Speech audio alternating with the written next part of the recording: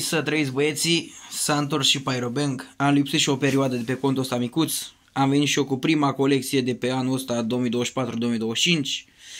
colecția am luat-o de la Pyro King, e destul de mărișoară, sper să vă placă și să vedem și noi acum ce se află înăuntru. Să văd eu cu ce o desfac acum, cu ce o desfac, n-am cu ce să o desfac, ia, vorba asta. Ia, cu asta. Asta e o jumătate de compas de când lucrăm și eu pe la școală cu ele. E că pun o țără pauză, că nu pot. Gata băieții, am și desfăcut-o. Să vedem și noi ce se află înăuntru. Și începem cu niște pufuleți. Prima dată. Apoi vedem Vampire Fontaine-ul. Sau cum dracule zice, că nu prea sunt un pic murdar de engleză pe la colțul gurii. Oricum, cred că sunt fântânițe de ele, nu știu ce sunt, că eu n-am mai avut de ăștia până acum. Cred că nici nu pot să le desfac, mă, mai chiar. Ia că-i găsit dichisucule. E vulcan HD, bă, micuț, fântâniță de la ea. Năcăjite, bă.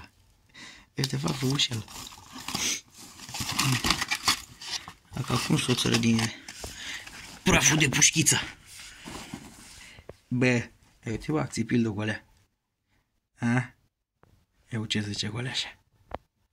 Hai mă, ce dracu. Pyro King. Ăsta îl pun pe Malagodinul meu. Acu revin ce cu ala. Mergem după aia cu el, facem teste și compilații. Ia. Vampire Stars. Vulcani. Tu vulcani sunt și ăștia. Mai chiar. Vin mai desfac o țără ea. Dar nu pot, mă.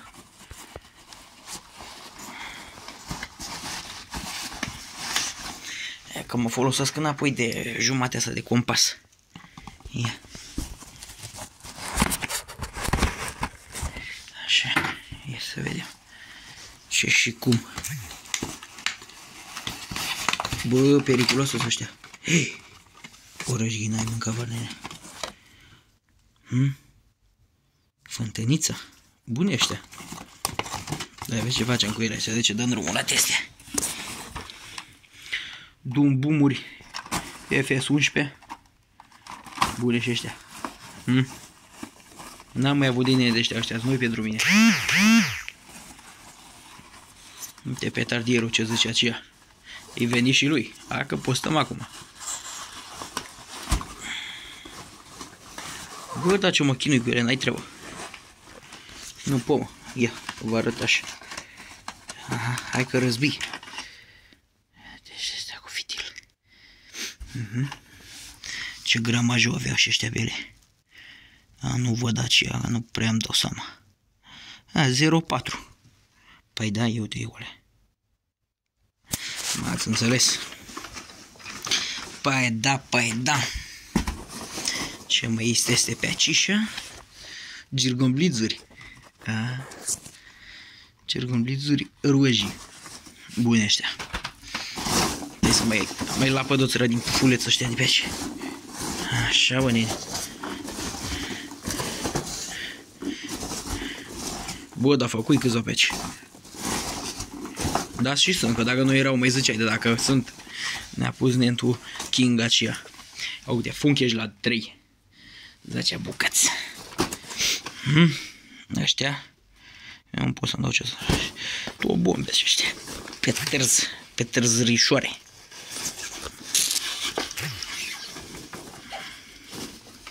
Ăștia îmi plac mie, de mic copil am vrut din ăștia. Mai da, de când era o dată pe copilul paremisa. Și nu mi-am luat. Uite. Frumos să dă încolo. Teste. Vin testele acum. Hai, dară, mă. Da, și acum. Ia, ce mai e aici? O cutie de pe târz cu 3 focuri de la Corsair. De la Corsair, mă, pai, da. Și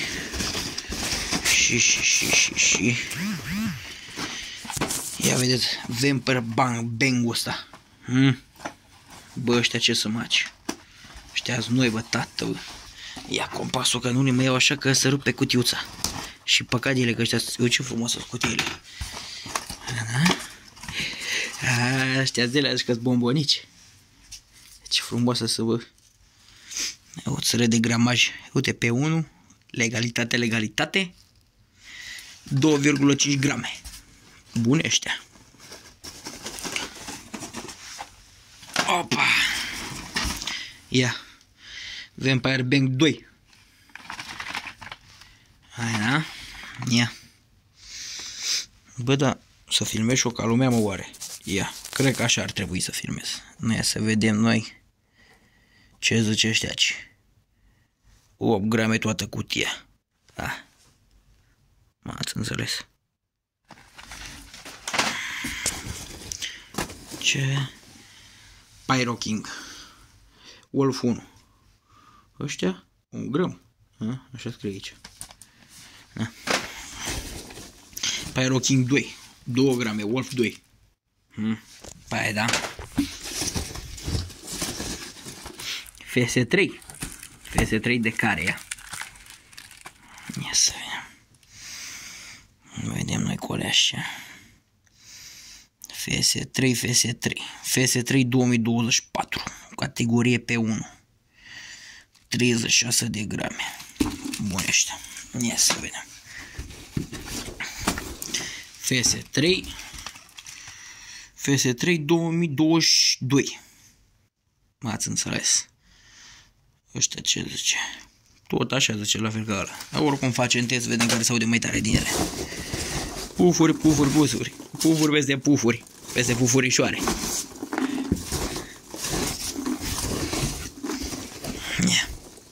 Bă, ăștia sunt frumoase, bă. Deci ăștia sunt toate produsele noi, n-am mai văzut niciodată de ăștia. Frumoasă rău, uite, Fire Show. Fire Show, Fire Show.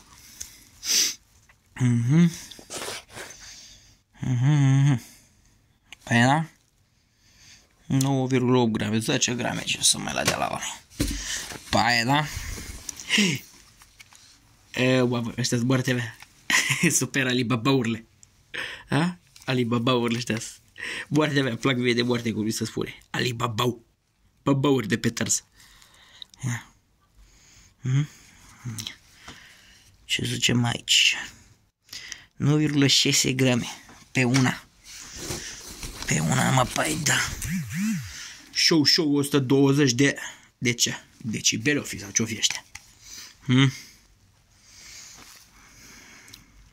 Emițător de sunet. 20 de grame.